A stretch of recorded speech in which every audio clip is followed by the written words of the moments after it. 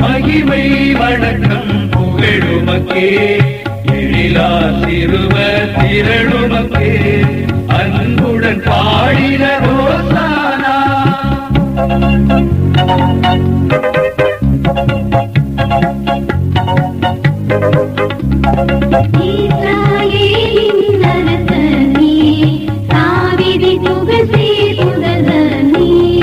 ஆசி பெற்ற